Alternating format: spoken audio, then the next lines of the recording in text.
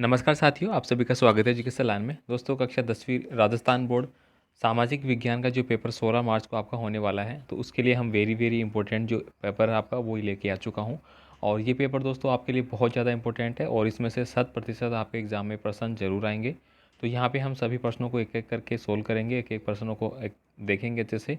तो चलिए paper start करते हैं। पेपर स्टार्ट करने से पहले साथियों आपसे रिक्वेस्ट रहेगी, चैनल पे आप नए हैं तो प्लीज़ चैनल को सब्सक्राइब कर लेना, वीडियो को लाइक ज़रूर कर देना। कैसा लगा आप बता सकते हैं। तो चलिए स्टार्ट करते हैं और सभी एक एक प्रश्नों को हल करेंगे। पहला क्वेश्चन यहाँ पे स्टार्ट हो रहा है आपका, हिंद स्वराज पुस्तक है वो किसके द्वारा लिखी गई थी।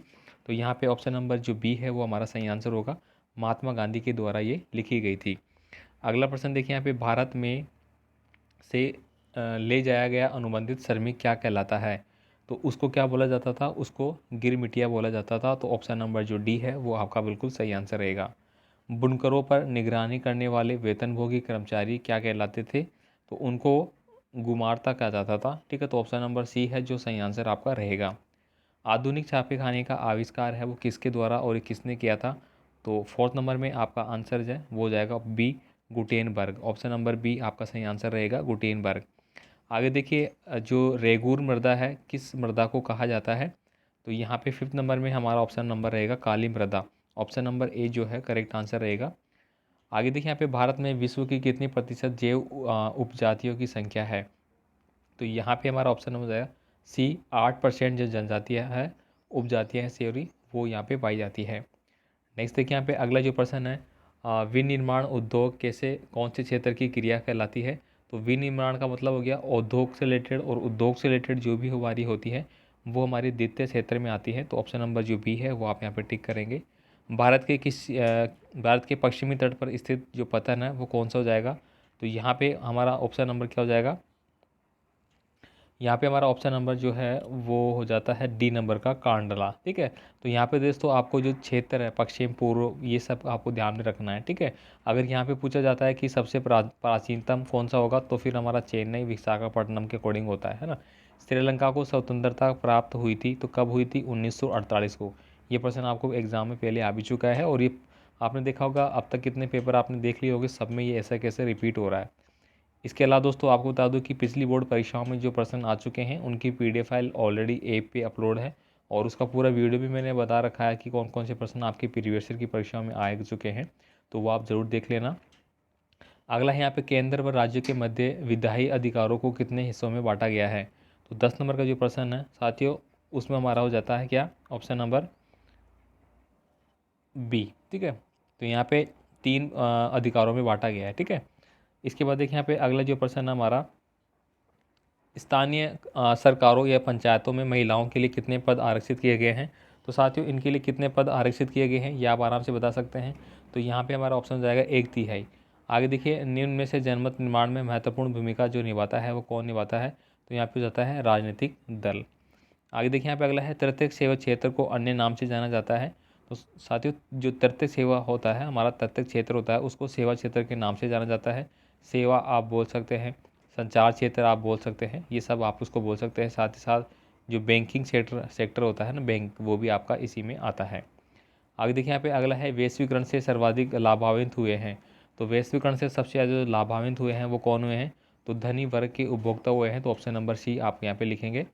आगे देखिए, निम्नलिखित में से कौन सी संस्था ऋणों के औपचारिक स्रोतों की कार्यप्रणाली पर नज़र रखती है। तो ये कौन रखती है भाई, तो भारतीय स्टेट बैंक रखती है, यहाँ पे आरबीआई। ठीक है, तो आरबीआई आपका सही आंसर रहेगा। ठीक है, आगे देखिए यहाँ पे रिक्त स्थान वाले जो प्रश्न है वो हम देखेंगे यहाँ पे एक एक करके। प्रथम लोहा इस्पात संयंत्र डैश डैश में स्थापित हुआ था। तो दोस्तों पहला जो लोहा इस्पात उद्योग था वो जमशेदपुर में हुआ था। तो आप क्या लिखेंगे यहाँ पे, जमशेदपुर। ठीक है, तो जमशेदपुर आपको यहाँ पे लिखना है। आगे देखिए, रोमन चर्च ने धर्म विरोधी विचार दबाने हेतु किसकी स्थापना करी थी। दोस्तों उन्होंने करी थी इक्विजेशन की। ठीक है, इक्विजेशन की करी थी। तो आप यहाँ पे इंग्लिश में भी लिख सकते हैं, हिंदी में अगर मैं बात करूँ इक्विजिशन। ठीक है, इस प्रकार से आप लिख सकते हैं। आगे देखें यहाँ पे, वर्षा जल को राजस्थान में क्या कहा जाता है। तो वर्षा जल को दोस्तों पालदरा बोलते हैं। क्या बोलते हैं भाई, पालदरा जल बोलते हैं। तो आप यहाँ पे ये लिख सकते हैं। लोकतांत्रिक व्यवस्था समानता पर आधारित होती है। तो लोकतांत्रिक व्यवस्था किस समानता पर होती है, तो राजनीतिक। ठीक है, तो आप यहाँ पे क्या लिखेंगे, राजनीतिक। ठीक है, राजनीतिक जो स्वतंत्रता होती है उस पर डिपेंड करती है। भारत में राष्ट्रीय आय की गणना का कार्य है किसके द्वारा किया गया था? तो दोस्तों ये किया गया था केंद्रीय केंद्रीय सांख्यिकी केंद्रीय सांख्यिकी कार्यालय। ठीक है, ये आप यहाँ पे लिखेंगे। अगला देखिए, परिसंपत्तियों की खरीद में व्यय की गई मुद्रा है वो क्या कहलाती है? तो उसको अपन बोलते हैं भाई निवेश। ठीक है, यानी कि बाजार में जो निवेश की प्रक्रिया होती है वही होती है। लोकतंत्र में किसका बहुत महत्वपूर्ण स्थान होता है? तो राजनीतिक दल का। किसका भाई? राजनीतिक जो दल होते हैं उनका महत्वपूर्ण स्थान होता है। अब देखिए अगले जो एक वन लाइनर क्वेश्चन आपके आ जाते हैं। असहयोग आंदोलन का प्रमुख उद्देश्य है वो आपको बताना है, तो आप ये रट लेंगे। स्टेपलर का अर्थ क्या होता है ये देख लेंगे। सर्वप्रथम किसने भाप के इंजन का पेटेंट करवाया था? IUCN का जो शब्द है उसका विस्तार आपको बताना है। सर्वप्रथम नारीवाद आंदोलन की शुरुआत किस देश से हुई थी? इसके बाद आप देखेंगे यहाँ पे सड़क परिवहन के 4 प्रमुख महत्व है वो आपको लिखने होंगे। और अगला है भारत में जल संकटाग्रस्त साधन है, कथन की पुष्टि करना है। मुद्रण क्रांति से आप क्या समझते हैं? संसाधनों के अत्यधिक दोहन से होने वाली समस्याओं को आपको स्पष्ट करना है। ये सारे प्रश्न साथियों आप प्रीवियस ईयर की परीक्षा में देख सकते हैं, ये आए हुए प्रश्न भी हैं और आप इनको जो भी क्वेश्चन बैंक बोर्ड की ओर से जारी किया गया था उनसे भी आप देख सकते हैं। संसाधनों के अत्यधिक दोहन से होने वाली समस्याओं को स्पष्ट करना है।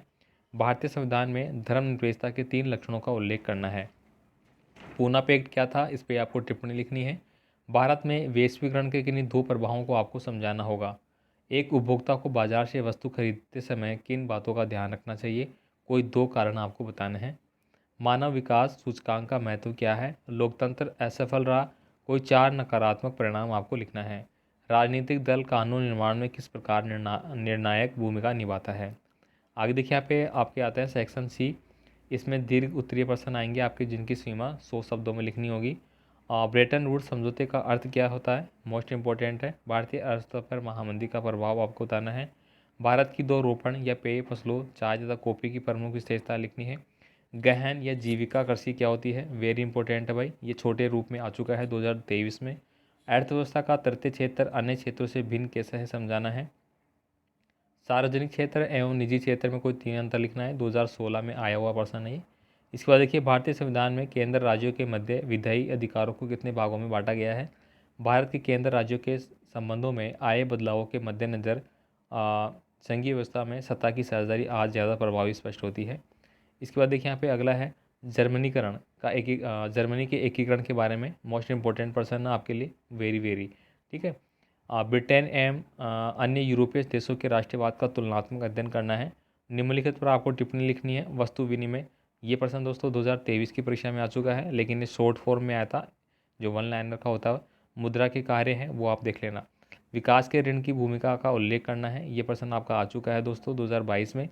आगे देखिए प्रश्न का उत्तर आपको देना है, 4 अंकों के हैं, जैसे कि नेवली, सिंगरौली, झरिया और रानीगंज। तो ये दोस्तों आपको क्या करना है, भारत के मानचित्र है उसमें ऊर्जा के जो स्रोत है वो आपको इंडिकेट करना है, या फिर अथवा में दिए गए हैं भारत के रेखा मानचित्र में निम्नलिखित समुद्री पतन अंकित करना है। तो ये आप यहाँ पे कर सकते हैं। जैसे कांडला का तो अभी अभी ऊपर पढ़ा ही था आपने, तो ये आपके लिए बहुत इंपॉर्टेंट प्रश्न पत्र था जो मैंने बता दिया है। तो आप इनको एक बार देख लेना, रिवाइज कर लेना। मिलते हैं अगले पेपर के साथ, धन्यवाद।